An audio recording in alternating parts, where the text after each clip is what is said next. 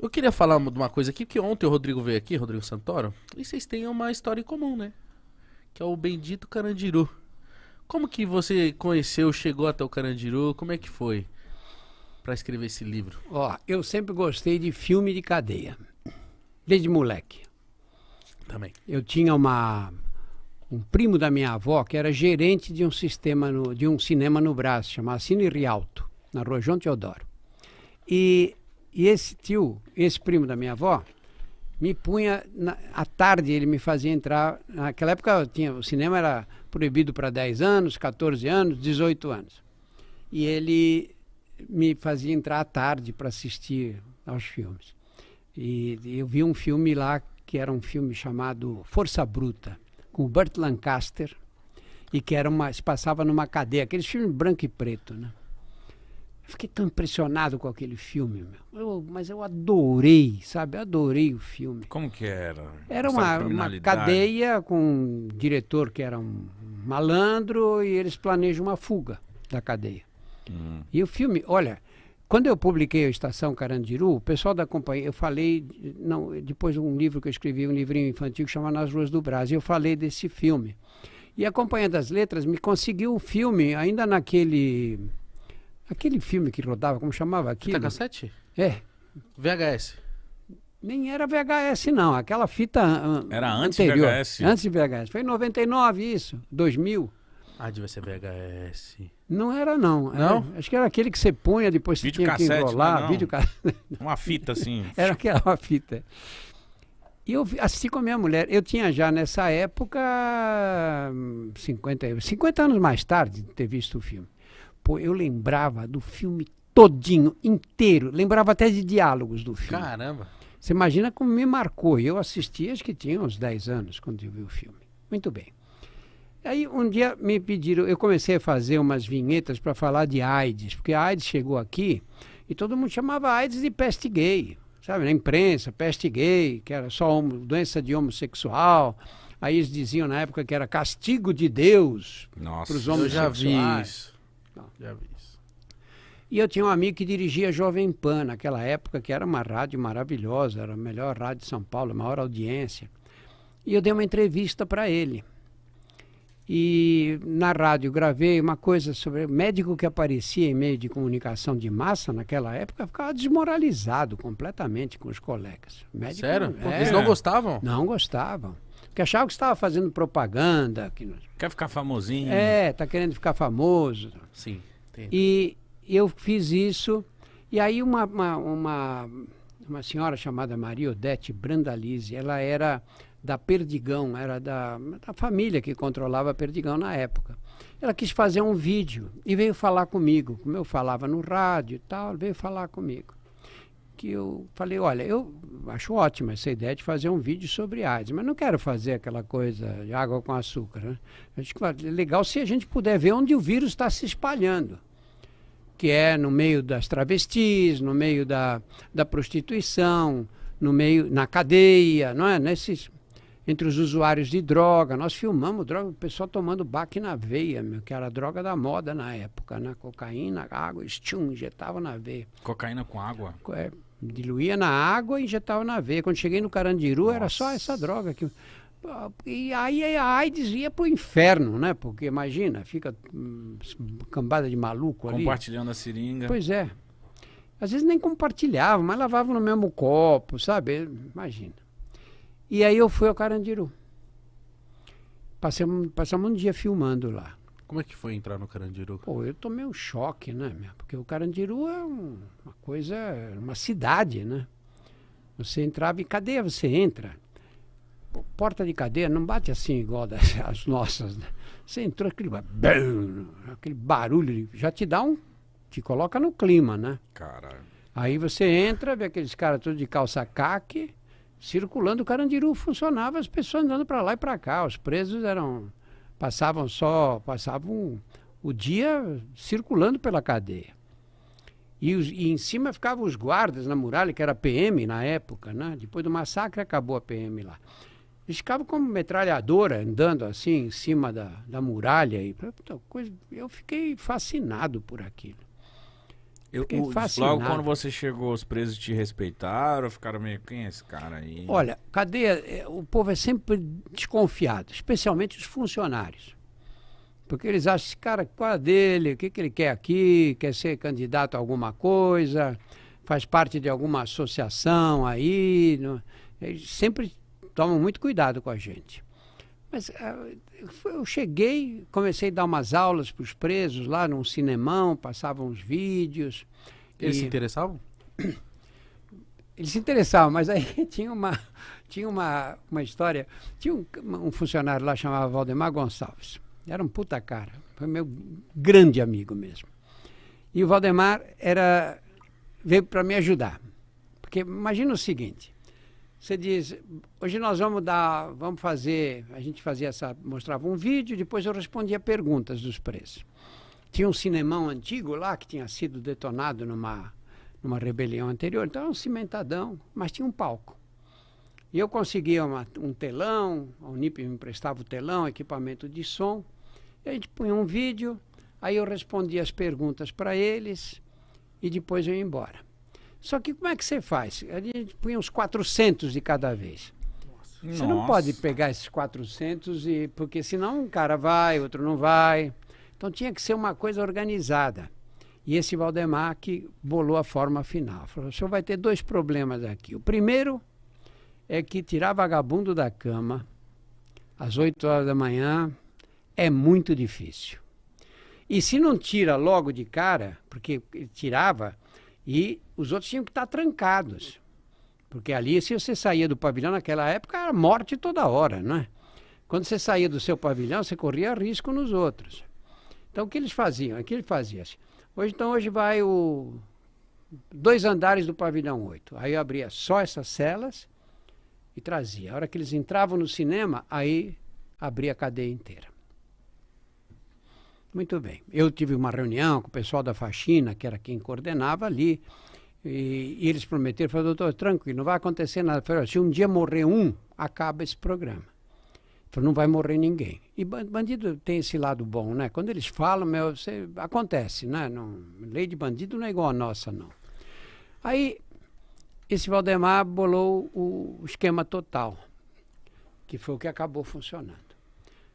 Ele falou, o senhor faz assim, eles vêm para cá, o senhor passa o vídeo, dá a aula, eles perguntam, o senhor responde, aí o senhor vai embora, sai do cinema. A sua aula era para falar de AIDS. De AIDS, era só AIDS. Aí o senhor sai e vai embora. E aí eu passo um filme de sacanagem para eles. Falei, pô, Valdemar, mas eles vão chegar só para ver o filme de sacanagem. Falaram, não, é um pacote. Caraca, que legal. Você vem, entrou, acabou, eu tranco a porta. Pacote. Amei isso. Pra ver o pornozão, vai ter que ver a Tem que educação assistir primeiro. o doutor falando aqui. Os caras te viam Pô, de isso pau aí duro. funcionou, uns 10 anos ou mais.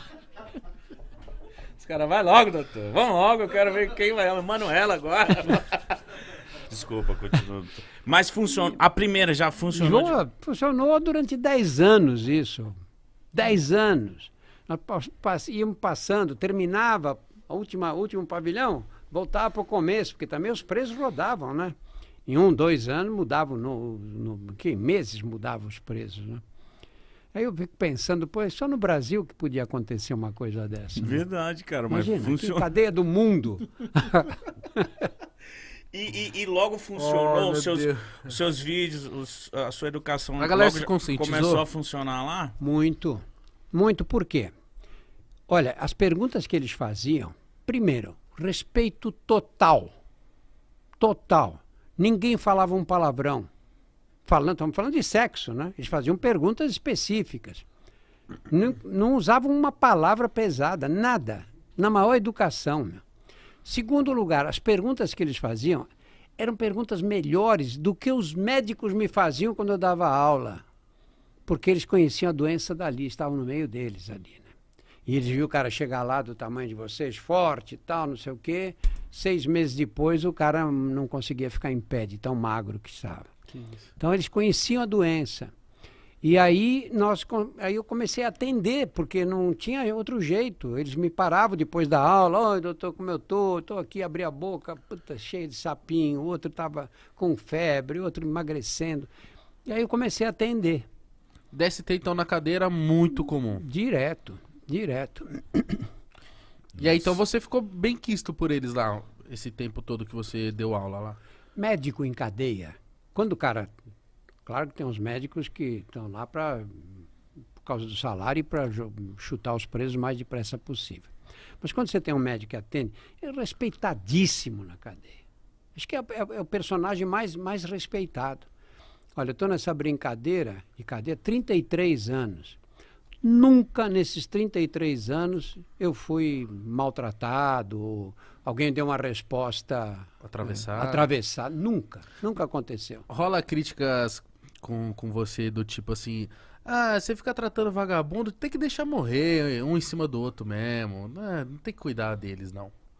Eu acho que a gente não deve perder tempo explicando coisas pra gente burra. Sabe, o cara quando é burro, ele pode não ter estudado, tudo bem, né? Mas o cara quando é burro mesmo, é irrecuperável. Sabe, não tem como você acertar isso, né? O que acontece?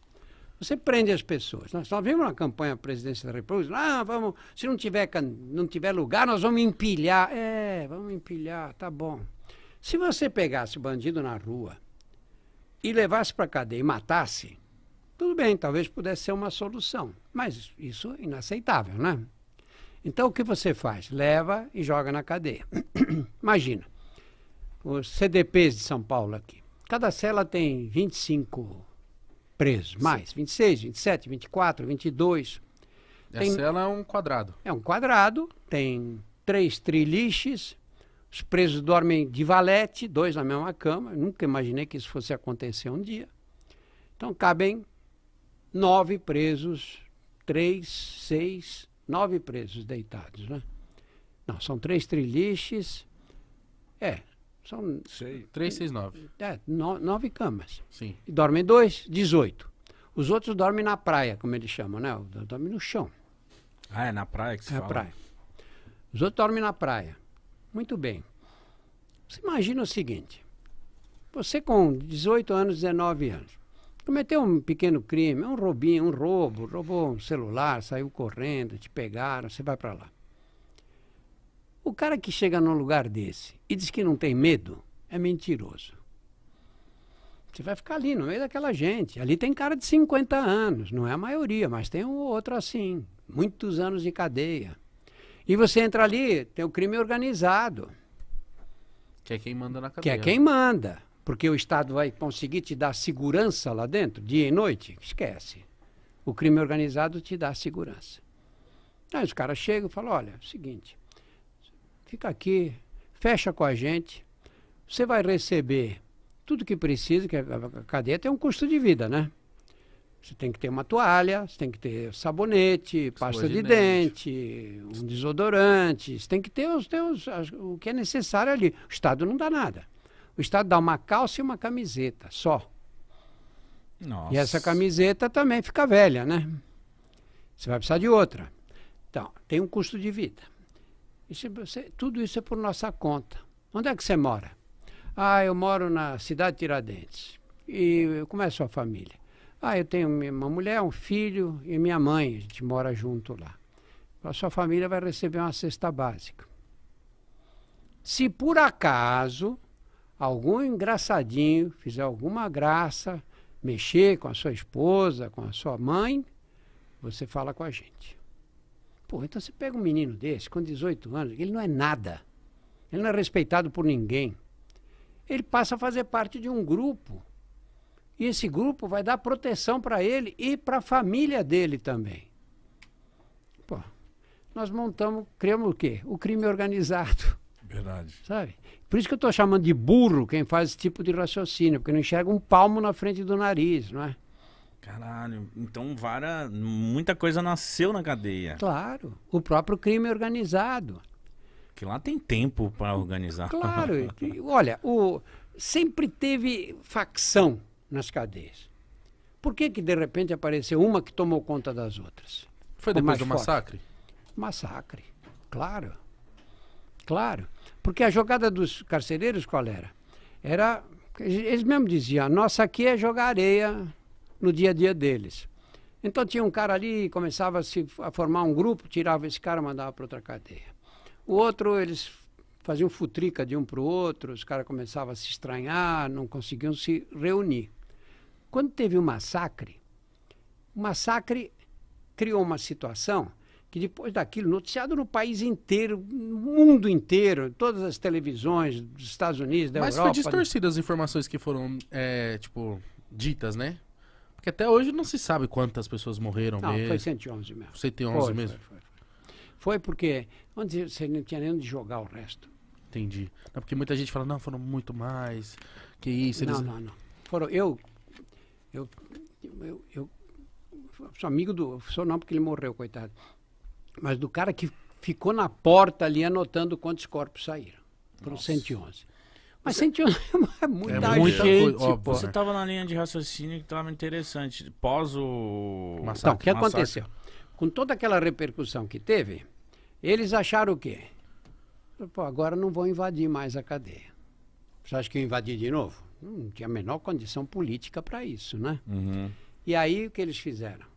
Essa facção que era mais forte aproveitou para assumir o poder. E não assumiu o poder assim, olha, agora vamos fazer uma votação. Não, eles assumiram na base da violência. Eu lembro o primeiro corpo que eu atendi, porque quando morria alguém lá, você tinha que fazer um atestado de óbito antes de levar o preso para o Instituto Médico Legal para fazer a para autópsia. checar, para ver. Você tinha que dizer que o cara saiu morto de lá, né? E eu estava contando as facadas, eram sempre inúmeras facadas, né? E aí eu virei um pouco a cabeça do preso, assim, a cabeça despencou para cá. E ele tinha uma facada que vinha aqui, desde trás da cabeça até o externo aqui na frente. Nossa Senhora. Eu falei, pô, isso aí é... Falei pro funcionário que estava junto, que tinha trazido o corpo, eu falei, pô, isso é uma brutalidade, isso não foi feito. Isso foi feito do cara depois de morto, não. O cara vivo, você não consegue fazer uma coisa dessa. E ele disse, doutor, isso é a marca do PCC. Esses caras vão dar problema para nós ainda. Nunca esqueci disso. Nossa. E eles se impuseram. Se você pega o estatuto do PCC, o que ele diz no estatuto? Que eles vieram para quê? Para acabar com a repressão do Estado. Paz, justiça e liberdade. E, em segundo lugar, para vingar o massacre do Carandiru. São os dois estatutos do PCC, não tem terceiro. Isso está escrito. E aí o Estado perdeu o controle completamente. Então você estava vivendo isso, nossa... Nascendo, né? Nascendo. Porque nasceu tudo ali, né? Chegou a presenciar outras situações feias, graves, assim, lá dentro? Rebeliões? Não. Que você se assustou? Eu estava lá no dia do massacre. Mas eu saí de lá 13h e o massacre começou, a confusão começou depois das 2h. Caramba, então por pouco não estava por lá, né? E você vê como é a cadeia. Eu estava... O diretor da cadeia me pediu para passar na sala dele, eu terminei o atendimento, estava fazendo um trabalho com as travestis ali. E aí eu fui lá para a sala dele. Esses caras de cadeia, se você fica ouvindo, não tem fim, porque eles... chega uma hora que você fala, não é possível que esse cara viveu uma vida só e tanta história, né? E ele contando a história, mostrou uma Tereza, uma corda que eles faziam, que o cara fez para tentar fugir pela muralha, que era feita com arame e tira de cobertor. E às tantas eu falei, doutor Pedrosa, eu preciso ir embora, tenho que ir para o hospital. E também estou aqui travando o senhor. Ele falou, não, hoje é sexta-feira. Sexta-feira é o dia mais tranquilo da cadeia, porque eles ficam arrumando as celas para receber as visitas. E foi nessa esse dia que aconteceu, né? Nossa Senhora, cara.